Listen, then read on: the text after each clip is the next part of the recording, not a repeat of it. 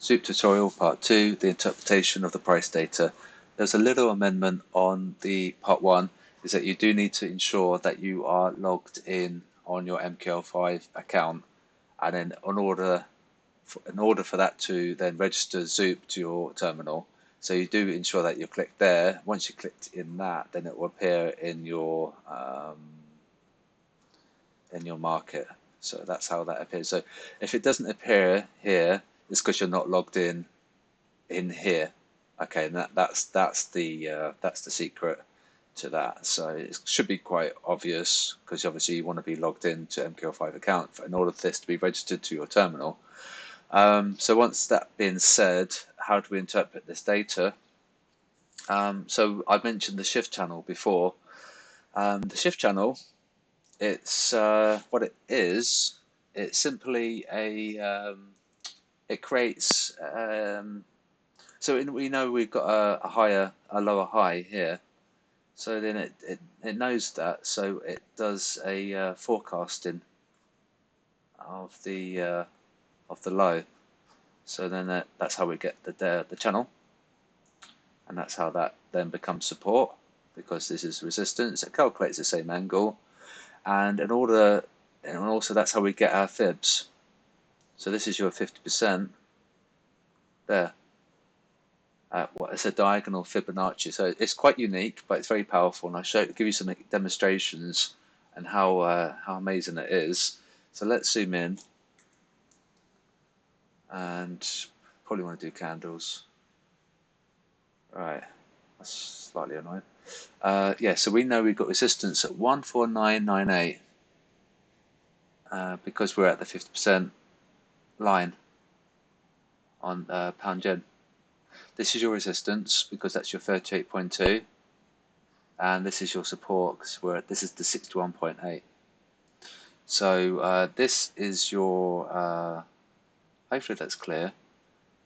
So this is your 0%. This is your 100% down here. Okay, and so it calculates support and resistance based on that angle, which is absolutely fantastic. And what will happen, it will then populate this data in 8 minutes time when we get a new candle, and then obviously these numbers will shift according to the price data where we are currently. So hopefully that's quite clear, and how that is the 38.2. Also, you could do something like this, where this is the 38.2 horizontal, and this is the 50% horizontal, and then you've got the 61.8 horizontal, and you'll probably find that this is actually coming into play at the 76.4. There we go. And so that has a confluence with the median shift line there.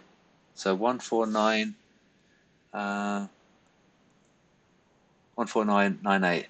Zoom in a lot, move up, and so we see we wicked above, and we hit some resistance. So ZUP is amazing because it's really good for Confluence. So you had the resistance here at the 23.6, and then you had resistance on the median line, and then you got you had some support resistance at the 76.4. There, if that makes sense. So you had resistance, resistance, resistance.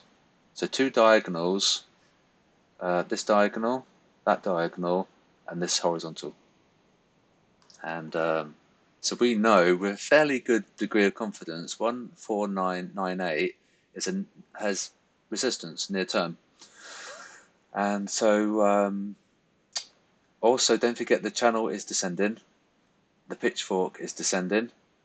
However, we do have a bullish ABCD, A, B, C, D, and that's valid as long as this red zone doesn't break. So it's definitely very, very powerful. Whether or not this is going to be a good resistance, I mean, we've got 3 resistances at that level. And also another cool thing that you can do, you can see how you can make, oh, that's not right. We can make triangular breaks. Um, so for example, we've got this as the top of the triangle.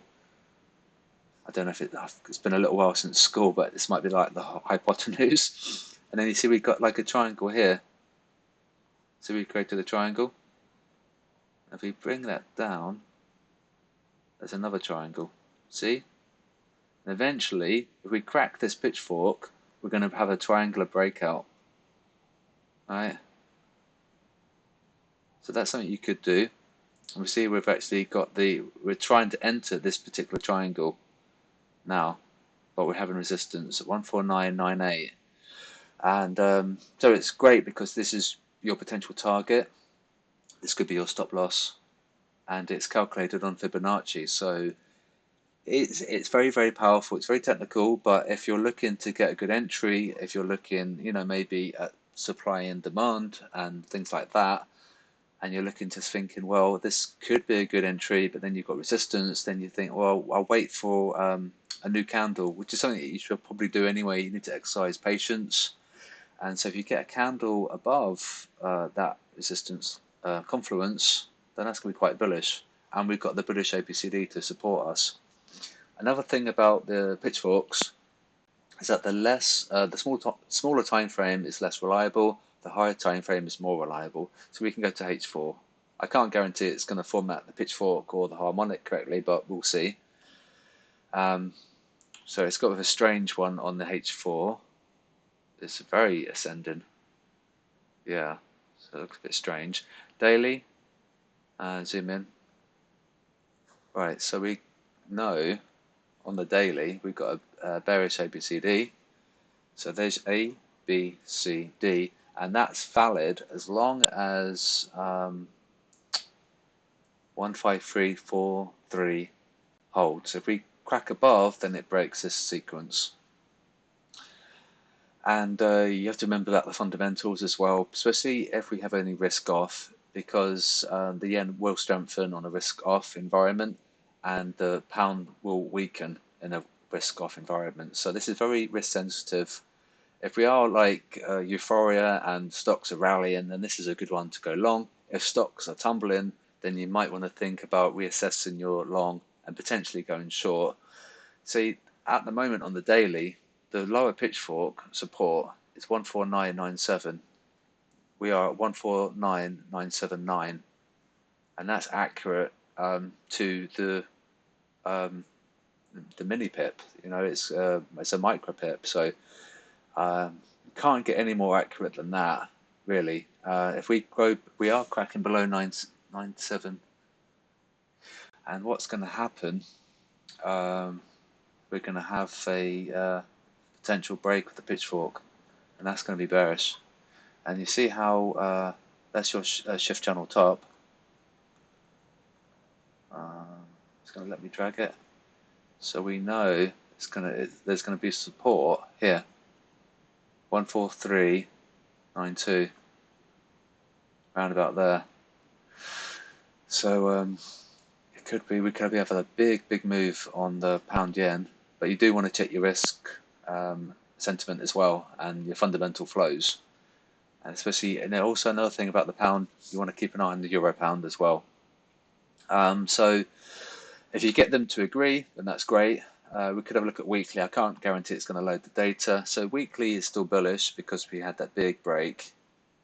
And according to the weekly, 15060 is your resistance, and that's based on the 38.2.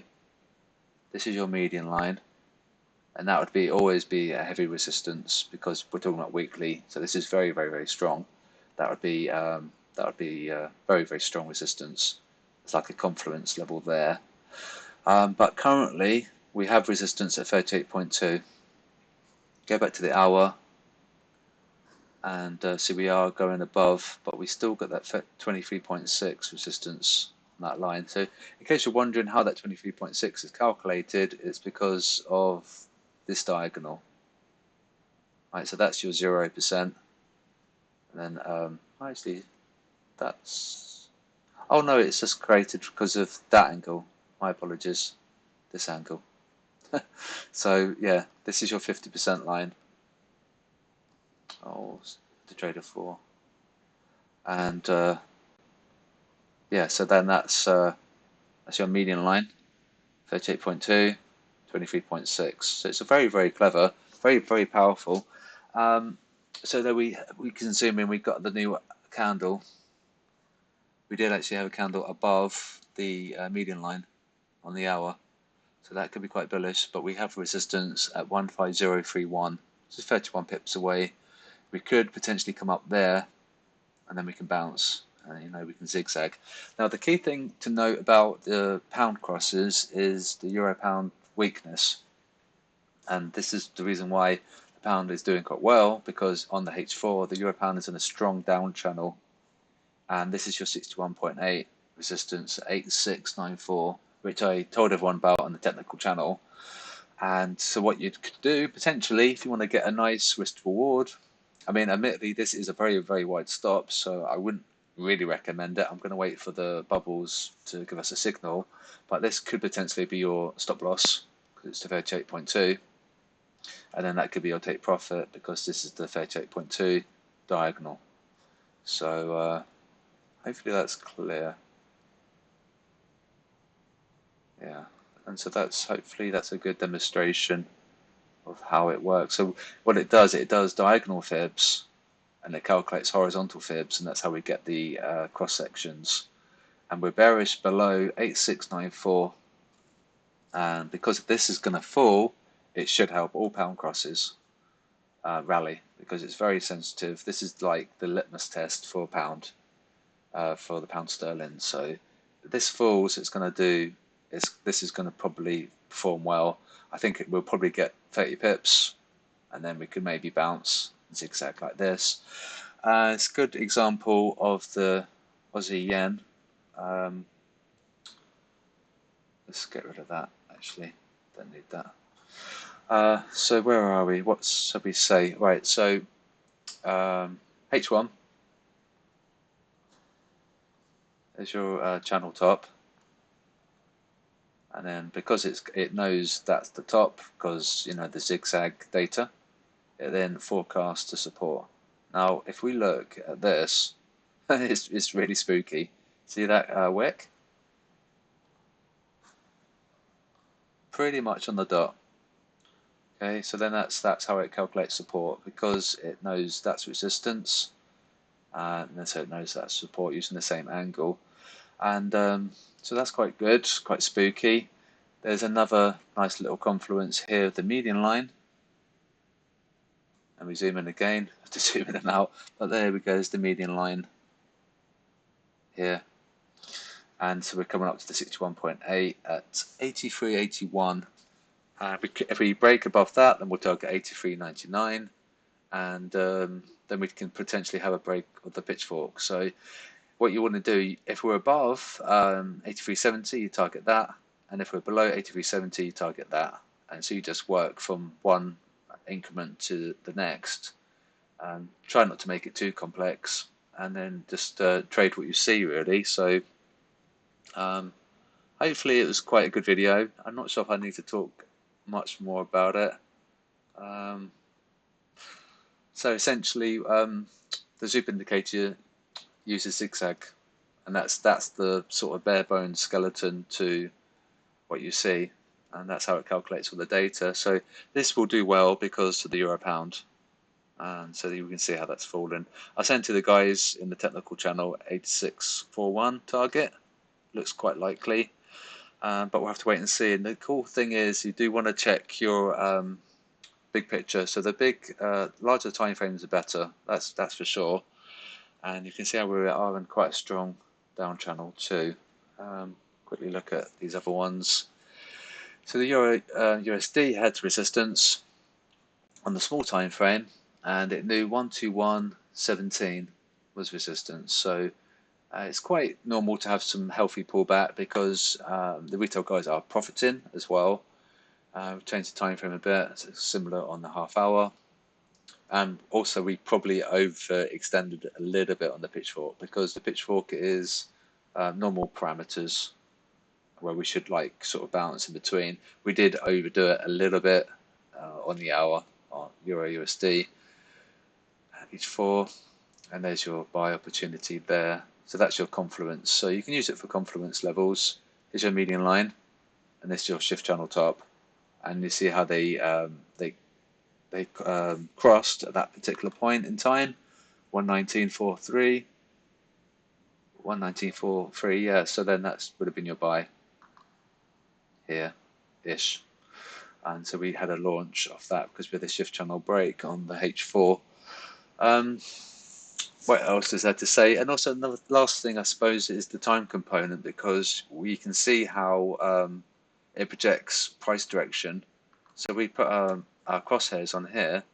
That we can, if we look down at the bottom, that resistance is going to occur at tomorrow at 4 a.m. if we continue to rally. So it's really cool, the ZUP indicator, because it actually tells you when in the future things are going to hit. Let me give you another example. Let's have a look. So if we were to rally to the median line, we can put our crosshair on there, and then that's in 2 days' time at 8 o'clock in the evening. That's your median line from here. So yeah, have a tinker around with the settings. There are lots of things that you can play around with, but I would recommend, just for now, just use harmonics and pitchforks. Once you're comfortable with that, then you can do many other things as well. And these are your options that you can do. So you can actually have Fibonacci arcs, logarithmic spirals, channels, Fibbo time. So you can just click these at your leisure. But the most important thing to note is that you've saved the template. So if you do make any mistakes, or you accidentally have done something, or you changed something and you forgot what you changed, it won't be a worry at all, because you just right click, template, load template, and then you just reverse anything that you've just done. And so that's that. So here's the dollar CAD with technical break and a shift channel break, and we know that 12501 is resistance, because that's your shift channel low, and this is your 61.8 resistance at 12484, and so it gives us the levels. The level to target for the dollar CAD is 12391. So hopefully it helps. Give the indicator a go. The QuasiDB spreadsheet has a free version, but I would recommend supporting the developer, because he's put so much work and effort into it. If you did want to trial it for free, that I've got a version on the starter pack in the spreadsheet, and it's called ZUP free, and it's not as good as the paid for version. But if you just wanted to trial it, then you can be my guest, and you'll find that in the spreadsheet, like I said. So hopefully it helps. Hopefully I haven't waffled too long, and hopefully I've explained how the Fibonacci is calculated, in that it does the diagonal fibs and the horizontal fibs as well. The horizontal fibs are an option that you could do, and so that's how that works. So I won't need to waffle anymore, and hopefully that was a good video. And see, the yen is weakening, which would fit the narrative of us being risk on, and the Aussie is going to rally because we're risk on as well. So there's your next objective. That's your target next, 83.99. And if you combine it with the stop loss clusters, then you're onto a winning strategy as well. What I'll do is a weekly forecast video on the weekend, and so you guys have got like an idea where to target and things like that. I'll continue to do sentimental videos every day, but I think maybe a technical one on the weekend might be good, and so you can get like a big picture of where we stand. So that's not really going to change, to be honest. So it's not like a small time frame or anything. So I'll probably do that every weekend. So I'll wrap up now. Hope you have a good day, and any questions, let me know. Don't forget, there's a free version on the QuasiDB spreadsheet, but I do recommend supporting the developer. And any questions, just let me know, and I'll speak to you soon.